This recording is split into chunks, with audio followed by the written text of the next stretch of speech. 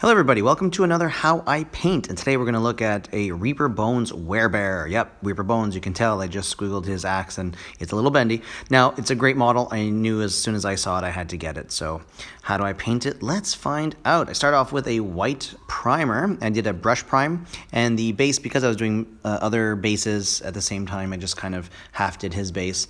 And this just means that when I sloppily put the brown paint on the base, I'm not going to get it on his already painted body. So we're going to start off with Bloodstone, one of my favorite colors. This is a P3 paint. I've used it for many things. One time I used it for rust. Often I use it for the base for red hair. And here I'm giving him a reddish fur, kind of like a one of those red-haired grizzly bears. I have seen people paint these as polar bears and even panda bears. I love those. I kind of actually want to get more. I wish they had different poses for this sculpt because it does look awesome. So, Bloodstone all over, avoiding those areas that will be a different color cloth later on. So, yep, there he is, all done in his Bloodstone. I'm using bootstrap leather for a bit of a dry brush here, just going pretty much all over his body, not too much. And then I do a little bit of beast hide, and I'm going to focus more on the chest, a little bit on the hands, even though I do change the color a little bit later. And I still put it everywhere, and around his mouth too. This is Troll Blood Highlight, I think it was. Hammerfall Khaki, to get his face, just to bring it up to a nice brighter look.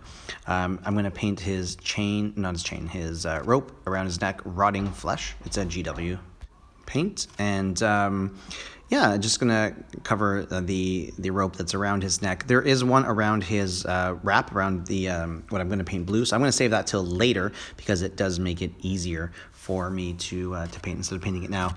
I'll just get it all blue and gross anyway. So I'm gonna give his entire body a Reichland Flesh shade wash, and I think this really brings the colors together, darkens them up, so it's not so red. You'll see once it's dry, I think it looks really good, and all the dry brushing just still stands out nicely, but not too bright. There you go.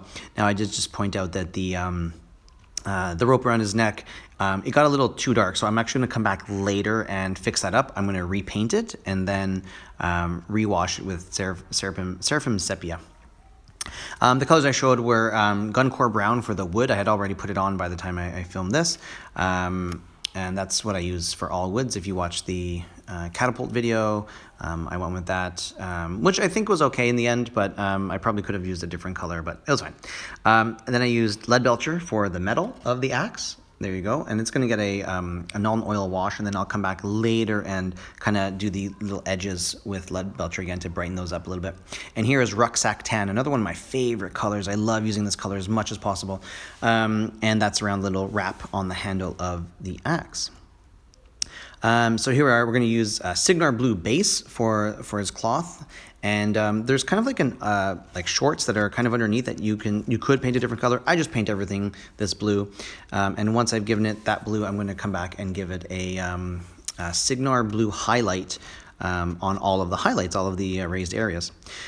Here I am back with Rotting Flesh, doing the rope again, and I'm going to do the rope around his neck and the one around his body, and you can see there's a little thin, and there we go. So this is actually the completed model. I had some more technical difficulties here, and I finished the model other than grass. You just have to put some grass on it, and I'm going to tell you what colors I used for those different parts. So the rock, this is how I do my rocks on my bases. Grays, and then these are the two greens I used on one of the little beads. Here are the reds that I used on one of the other beads on his necklace. I used metal. Oh, that was for the axe. For the little feathers, I used purple and a pink, and then gave them a Druchii violet wash. Then there's another little bit that had some yellow and red, and then I did, yellow and orange. Then it's Cassandora yellow wash, and then Rotting Flesh and the wash for the rope again, black and Crixbane base, and then some non-oil wash for the black was in the eyes. The Crixbane base was for the nails and the nose. And then I gave that wash on his hands and in his feet just to bring that together. And here he is. Here's the final Werebear. Don't have a name for him yet, but he's going to be in my Dragon, Rampant, and Oathmark armies. I don't know what he's going to stand in for in Oathmark, but I'm happy with the way he looks. So thanks for watching. Glad you were here, and if you have any questions, please ask. See ya, and thanks. Bye.